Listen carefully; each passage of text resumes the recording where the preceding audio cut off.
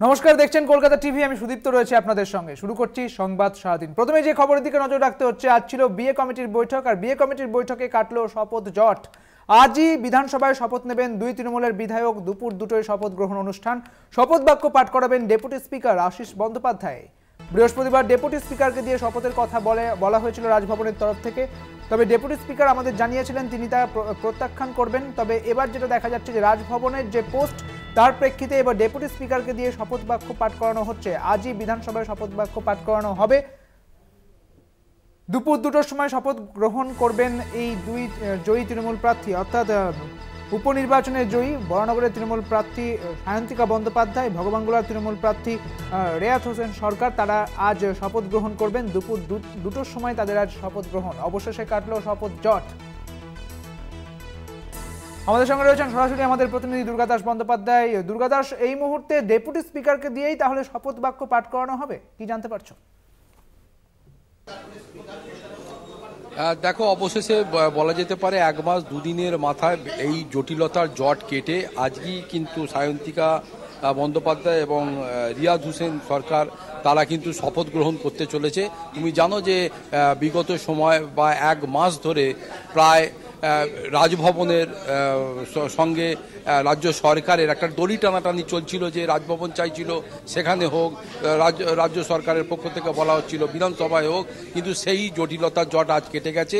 কিছুক্ষণ আগেই সেই মেল এসে পৌঁছেছে রাজভবন থেকে স্পিকার বিমান বন্দ্যোপাধ্যায়ের কাছে, এবং সেখানে বলা হচ্ছে যে ডেপুটি স্পিকারকে তিনি বলছেন যে শপথ বাক্য পাঠ করানোর জন্য। যদিও ডেপুটি স্পিকার নিজে কিন্তু ইচ্ছুক নন, তিনি চাইছেন যে স্পিকার যেখানে উপস্থিত রয়েছে, তাই সাংবিধানিক প্রধান হিসাবে, বিধানসভার প্রধান হিসাবে তিনিই কিন্তু এই শপথ বাক্য পাঠ করান।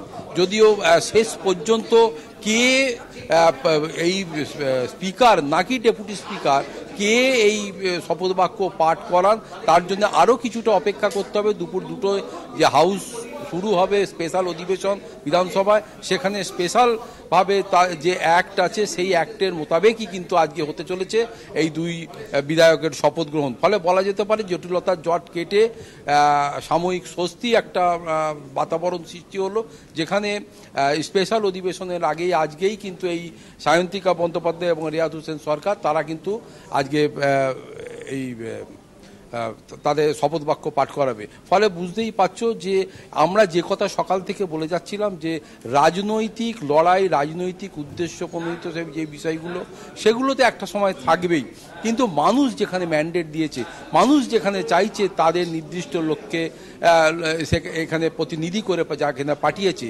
সেই জায়গায় দাঁড়িয়ে তারা যাতে স্বতঃস্ফূর্তভাবে মানুষের জন্য কাজ করতে পারে তার সুযোগ কিন্তু করে দেওয়ার প্রয়োজন রয়েছে। আর সেই বিষয়টি মান্যতা পেতে শুরু করেছে। কেন তাহলে শপথ বাক্য পাঠ করাচ্ছেন না, কেন করাচ্ছেন না তিনি, কি জানতে পারছো? স্পিকার বিমান বন্দ্যোপাধ্যায় চেয়েছিলেন শপথ বাক্য পাঠ করানোর বিষয়টা, কিন্তু যেহেতু আমাদের একটা প্রথার একটা বিষয় আছে, আমরা বিগত দিনেও দেখেছি বারবার যে এই যখন কোনো নতুন বিধায়ক সে উপনির্বাচনেই হোক বা নির্বাচনেই হোক জয়লাভ করে আসেন, তখন কিন্তু এই রাজভবনেই তাদেরকে ডেকে পাঠানো হয়, রাজভবনেই রাজ্যপাল তিনি নিজে শপথ বাক্য পাঠ করান। কিন্তু এইখানে এই যে জটিলতা, অর্থাৎ রাজভবনে যাওয়ার ক্ষেত্রে সরকারি দলে বা সরকার পক্ষের যে সমস্ত বিধায়করা রয়েছেন তারা যেতে চাইছেন না, যে কোনো কারণের জন্যই হোক। ফলে সেই জায়গাতে দাঁড়িয়ে রাজ্যপাল রিজিট তিনি চাইছেন রাজভবনে আসুক, কিন্তু রাজ্য সরকারের পক্ষ থেকে কেউ যেতে চাইছে না রাজভবনে অন্দরে। ফলে এই যে জায়গার একটা টাগ অফ ওয়ার, একটা টানাপোড়েন চলছে, এই জায়গায় দাঁড়িয়ে কিন্তু সাংবিধানিক প্রধান হিসাবে দুজনেই কিন্তু যে তাদের যে জায়গাটা সেটা বজায় রাখবার চেষ্টা করছেন, এবং প্রত্যেকেই চাইছেন যে একটা সুষ্ঠু মীমাংসা হোক, কিন্তু এই মীমাংসা সূত্রটাই বেরোচ্ছিল না।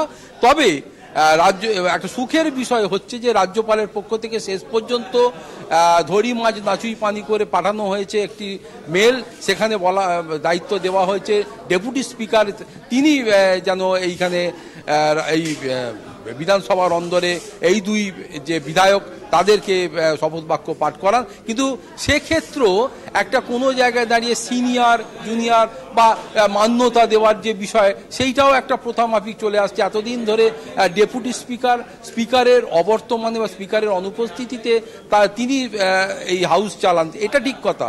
কিন্তু যেখানে স্পিকার উপস্থিত রয়েছেন সেইখানে দাঁড়িয়ে ডেপুটি স্পিকার চাইছেন না যে তার সম্মান নষ্ট করতে, তিনি চাইছেন যে স্পিকার নিজেই এই শপথ বাক্য পাঠ করান।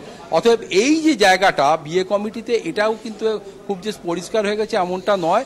তবে হ্যাঁ, এটা ঠিক, যেই করাক না কেন দুপুর দুটোয় আজকে কিন্তু এই বিধানসভার অন্দরে এই যে স্পেশাল অধিবেশন, সেখানেই শুরু হওয়ার মুখেই কিন্তু এই দুই, অর্থাৎ সায়ন্তিকা বন্দ্যোপাধ্যায় এবং রিয়াজ হোসেন সরকার, তারা কিন্তু শপথ গ্রহণ করতে চলেছেন, এটা কিন্তু বলাই যায়। একদমই, অনেক ধন্যবাদ দুর্গা দাস তোমাকে। অর্থাৎ বলা যেতে পারে আজ দুপুর 2টোর সময় এই শপথ জট কাটতে চলেছে এবং দুই তৃণমূল প্রার্থী, অর্থাৎ তৃণমূলের যে জয়ী দুই প্রার্থী সায়ন্তিকা বন্দ্যোপাধ্যায় এবং রিয়াজ হোসেন সরকার, তারা আজ শপথ নেবেন।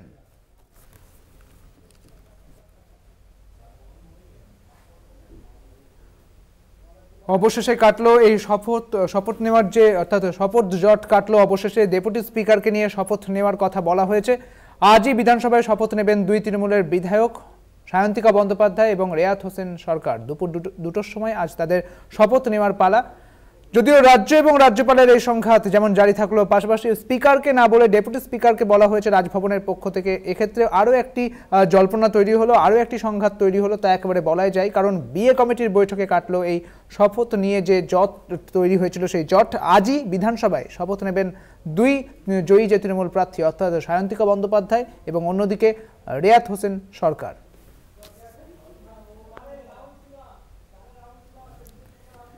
আমাদের সঙ্গে রয়েছেন বিজেপি নেতা রাহুল সিনহা। রাহুল বাবু, আপনাকে কলকাতা টিভিতে স্বাগত। অবশেষে এই শপথ নিয়ে জট কাটতে চলেছে, দুই যে তৃণমূলের যে দুই জয়ী প্রার্থী, তারা এবার শপথ নেবেন, কি বলবেন বিষয়টি নিয়ে? না, শেষ পর্যন্ত তো সেই রাজ্যপালের পরামর্শই মানতে হলো। অতএব রাজ্যপালের পরামর্শ মেনে আগেই যদি করত, আমি মনে করি যে রাজভবনে শপথ নেওয়ার যে গৌরব, সেই গৌরব থেকে দুজন বিধায়ক বঞ্চিত হলেন। সেই জন্য বিধায়ক আর বিধায়িকা যদি রাজভবনে শপথ নিতেন, তার একটা আলাদা মাহাত্ম্য থাকতো। কিন্তু যাই হোক, শেষ পর্যন্ত এর জট কেটেছে। তৃণমূল মাথা নত করতে হয়েছে, আর মাথা নত করে তৃণমূলের যে জেদ, সেই জেদ আর থাকেনি। শেষ পর্যন্ত শপথ হচ্ছে, এটাই বড় ব্যাপার। অনেক ধন্যবাদ আপনাকে। আমাদের সঙ্গে ছিলেন বিজেপি নেতা রাহুল সিনহা। আপনাদের জানিয়ে রাখি, বিএ কমিটির বৈঠকে কাটলো এই শপথ নিয়ে জট। আজই বিধানসভায় শপথ নেবেন দুই তৃণমূলের জয়ী প্রার্থী, অর্থাৎ সায়ন্তিকা বন্দ্যোপাধ্যায় এবং রিয়াজ হোসেন সরকার।